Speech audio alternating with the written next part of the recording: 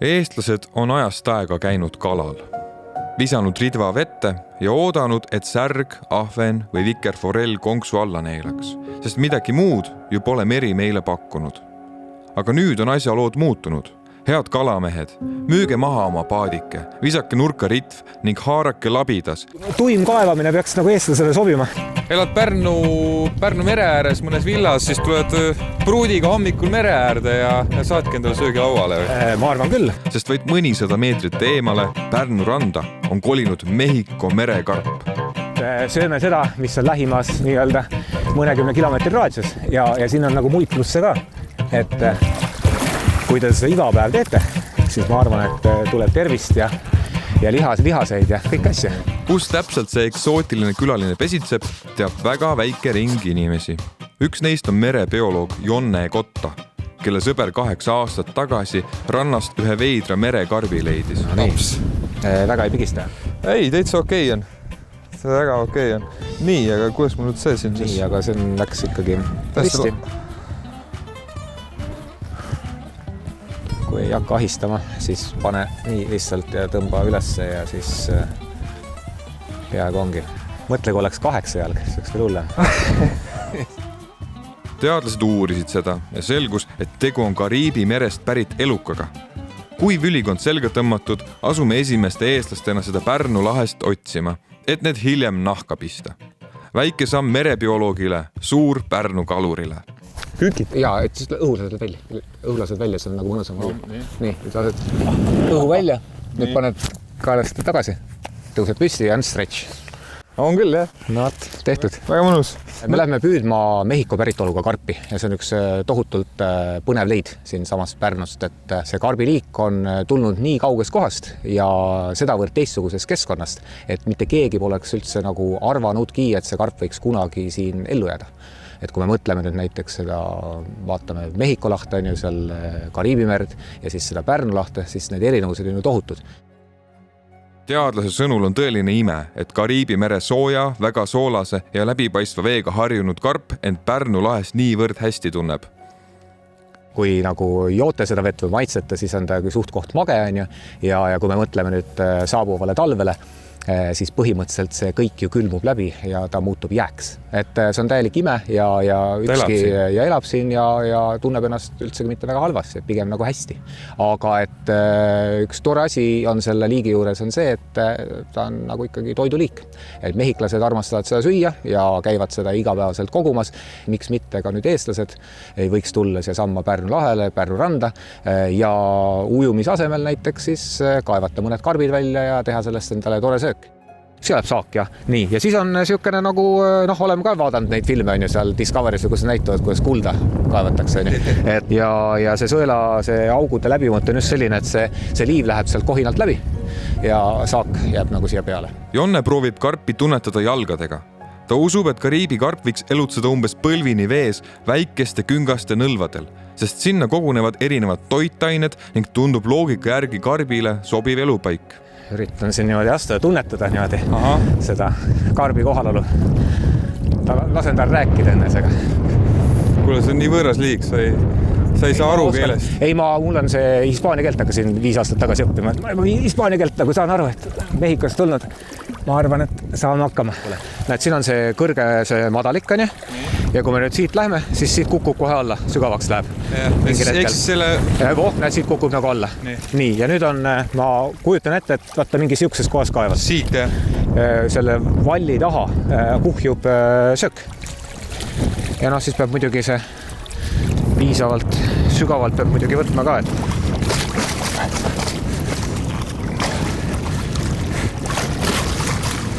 kuule, tuligi. Näha on ka üks tuli veel juurde. Et kaevati samas kohas, kus ma ühe labidali olen võtnud. Et see oli nagu 20 sentimeetri sügavusest. Avastamise küsimused. Avastamise küsimus ja siis peaks nagu, kui nüüd see kirja panema, et kust kohast oled nagu saanud midagi. Vaata, tuleb niimoodi vee pealt peale alla. Raputades saab lihtsamini. Näed, siin on natuke läks paremini. Me saime nüüd 3 karpi.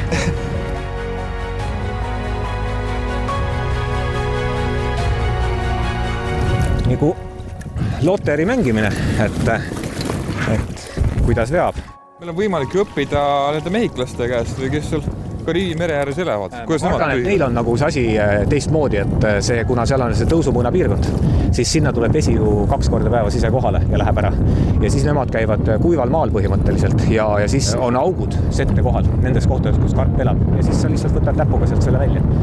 Ühe kohalik ussi tegin ka. See on niisugune karvane, see nüüd ei ole tulnukas. Sööme temaga ära või? Ma arvan, et ei maitse väga hästi ja need on siis need tulnukad, need peniksed siin. Jonne arvab, et karp sattus siia koos kaubalaevade ballastveega, mis pumbati Kariibi merel laevade mahutitesse. Ning kui see vesi meie rannikul tagasi merre lasti, pääses ka Kariibi karp Pärnu suve nautima. Ja nüüd elab ta siin kui kuningas. Nii ta on. Me armastame kõik tarbida Hiina kaupa näiteks, aga kuidas see Hiina kaup see saab? Laevadega. Ja laevadega tulevad ka siis need võõrliigid. Nad lihtsalt on efektiivsemad ja konkurentsivõimelisemad ja suudavad lihtsalt selle kohaliku välja tõrjuda. No nii, palju meil tuli? 4 tükki sai. 4 praegu, jah? No ongi, et need ühes labidatäis oli mitu ja teistes... Põhimõtteliselt täpselt, et ühes labidatäis on võib-olla 3-4 tükki ja siis mõnes ei ole ühtegi. Pead sattuma õige koha peale. Ja selles mõttes on see nagu tore tegevus, et looduslikult siin ei kasva. Siin ei ole nagu taimi mingit merepõhjas, kohaliku liike siin nagu ka mingit erilist ei ole, et selle kaevamisega me ei tee tegelikult ka loodusele mingit kahju. Meid huvitav, et palju sellist nõlvasid siin üldse on selle pika? Selle ranna peale kokku või? Yeah. No vaata sinnapoole, siin need kilomeetrid on kuhu minna, et ta peaks olema sinna Valgerannani rahulikult välja. Siin jätkub kõigile, sest see karp on siia tekkinud ikkagi mõne aasta jooksul ja neid on siin nagu ikkagi piisavalt palju, et isegi kui siin 100 inimest käivad korjamas, ma kardan, et nad ei jõua neid välja siit noppida.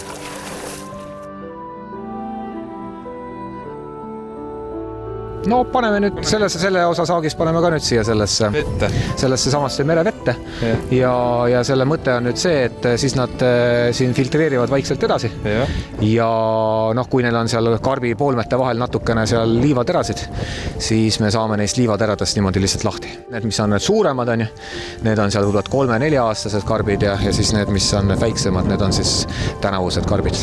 Et nad tegelikult kasvavad päris kiiresti ja kui need talved tulevad meil pehmemad, siis neid suuremaid tuleb ka väga palju rohkem, sellepärast et sigivus on niivõrd suur, ühe looma järglaste arv võib olla seal 200 000 ja rohkem.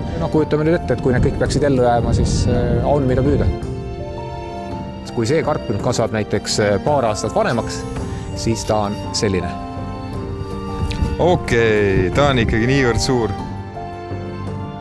Tunni 2 on meil õnnestunud püüda mõnikümmend karpi. Teadlaste hinnangul vajab Kariibi karp nii-öelda vaenlast, kes nende levikut kontrolli all hoiaks. Ja kui inimene karbid siia juba vedas, siis oleks loogiline, kui meie ise nad kulinaarseid võtteid kasutades hävitaks. Loodusliku tasakaalu huvides muidugi. Küüslauku, sibulat, siis midagi rohelist peale, valge vein.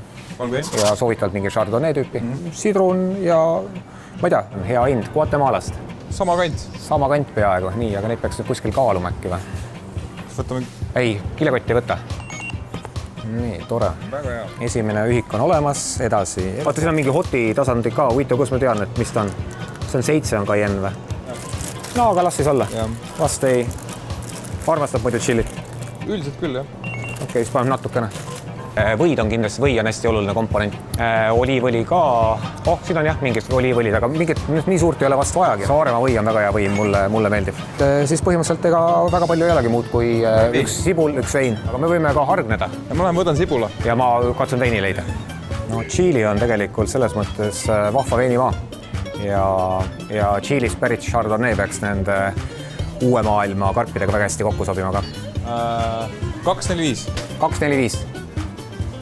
Nii, 245, mugul sibul, tõepoolest. Ja pakendi vaband, kõik. Super. Veini pidin kus pakendiga võtma, aga pole hullu.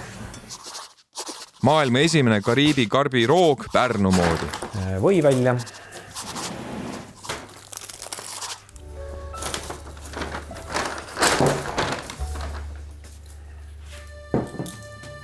Mille järgi sa selle veini valisid? No ma olen varem karpe ja selliseid muid mereande nagu valmistanud ja noh, mulle nagu endale meeldib nagu valgeveinides Chardonnay, et ta on selline viskoosne ja siukse nagu noh, ikka päris siukse tugeva maitsega, et noh, tegelikult võib ka mingisuguseid kergemaid valgeid veine karpide valmistamisel kasutada, aga selle võlu on nagu see, et noh, see vein, mis nagu üle jääb, et noh, ega ei hakka ära kallama, et nii. Jutu peale. Hakkab kohe kurb. Ja, ega see on ikkagi, ma ei tea, kas oli Peipsi sibul, aga no vast oli. Esimese asjana tuleb karbid kenasti puhtaks pesta. Näljaste merekarudena sööme täna kõik karbid ära, aga üks, see kõige ilusam ja suurem, läheb teadlaste käe alla, mõõtmisele ja kaalumisele. Noh, mingi mõni supilusikas seda võid, aga noh, paneme tunde järgi, et ega see üldiselt alati häid asju palju panna ei ole halb mõte. Et nii, varsti on sibul omandanud ilusa kuldse värvi. Et, ja siis on aeg panna küüslauk. Tuleb. Ega ma väiksemaks vist ei pea tegema? Ei, ma arvan, et saame kenasti hakkama. Nii, nüüd on järgmine hetk. No, lõhnad on juba päris head. No nii, ja nüüd on see küüslauk ja sibul jõudnud õigesse sellesse küpsusastmesse ja nüüd võib-olla, ma ei tea, palub äkki nõrganärvilistel vaatajatel siis pilgu kõrvale pöörata. Nüüd on see hetk, kus me paneme karbid siia sisse. Ja siis need karbid lähevad siia hästi lühikest aega, segab niimoodi korraks läbi. Ja edasi tuleb siia panna valget veini.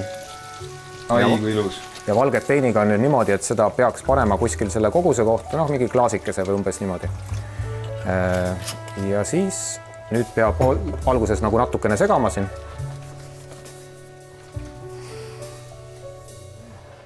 Nüüd on niimoodi, et kui hakkab, noh, siin on näha ka, et hakkab vaikselt siukse mulliksed tulema. Nüüd on see nii-öelda see esimene faas nagu enam-vähem läbi. Siis peaks panema selle kaane peale. Ja siis kuskil, noh, ma ei ole neid konkreetselt karpi siin Pärnus teinud, aga noh, kuskil seal mingi 7 minutit või umbes niimoodi. Ja vahepeal võib nagu käia segada ka. Ja noh, tunneb ära selle järgi, et hakkab valmis saama, et karbi poolmed lähevad lahti. Ja karbi poolmed on lahti läinud enam-vähem, natuke veel hoida ja siis läheb see viimane element sinna peale. Meil on siin selleks siis väike tšilli ja siis on peterselli. Aga selle paneb nagu päris siis, kui on juba valmis. Aga mul on selline tunne, et meil see toit sai valmis.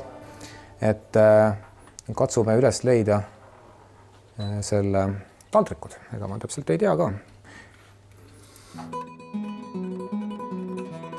Mis meil täna menüüs on?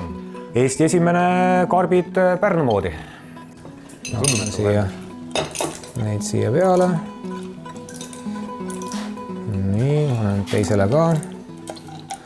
Ja siis võib sinna, nüüd sa näedki, mismoodi see karp välja paistab, et see suuremalt vaata seal lahti, et seal on see lihakeha. Et ta on päris suur tegelikult see lihatükk ja ta on ka hästi nagu toiteline. Et osad on küll nagu väiksemad veidikene, et võib-olla neid ei ole kõige lihtsam kätte saada, aga siia nüüd peale võiks panna seda kiirustat, et võib panna seda sellerit midagi on ju ja siis ka tšillit ja siis vaatame, mis juhtuma hakkab.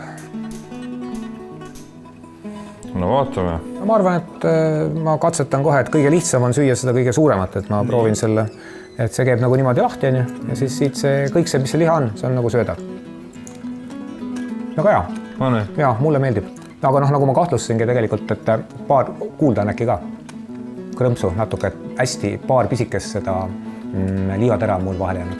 Et noh, tegelikult on hea on see, kui need karbid on ära püütud, siis panna sellesse merevette ja noh, meil oli nagu aega vähe, aga et mingi 12 tundi võiks hoida. Maitsev on küll. Järgmine kord, mida ma teeksin, ma paneksin rohkem küüslauku ja mingisugust maitseaineid juurde. Et ta, noh, ei oska tuunida seda kogust veel. Ütleme nii, et ei pea nägusid kunstlikult tegema, et on hea. Ta on hästi pehme maitsega. Pehme maitsega on, jah. Hästi pehme maitsega. Ja muidu tihtipeale on karbid, osad on ka päris vänged. Kõik ei ole. Aga see on üllatavalt pehme. Väga pehme või selline. Aga natukene nagu võib-olla pehmem kui kanaliha. Et on selline, noh, võib-olla on linnuliha kõige selle poole või? Ei ole. On ikkagi, no kala taga ei ole. Ta ei ole kala ka, ta ütleb linnuliha kala vahel, aga ta on ikkagi karp. Selles mõttes ta on karp, mis karp. Aga võib-olla ongi, et kui sellised suurusega karbid saaks, et siis võib-olla järgmine kord saaks mingit nagu moodi asja teha või teine võimalus on ka see, et natukene seal veinis kauem hoida ja siis panna näiteks teha mingisugune pasta või mingisugune makaroniroog on ju kõrvale ja siis panna nad sinna sisse ja siis need karbid juba ise tulevad sealt välja. Ja millal sa selliseid nägema hakkas? Selliseid me kaldal oleme näinud ikkagi paar aastat, aga elusalt täna on esimene päev. Tõsiselt? Jah. Sa sõid kõik juba ära või? Jaa, ma olen efektiivne. Päris mitmel rindel.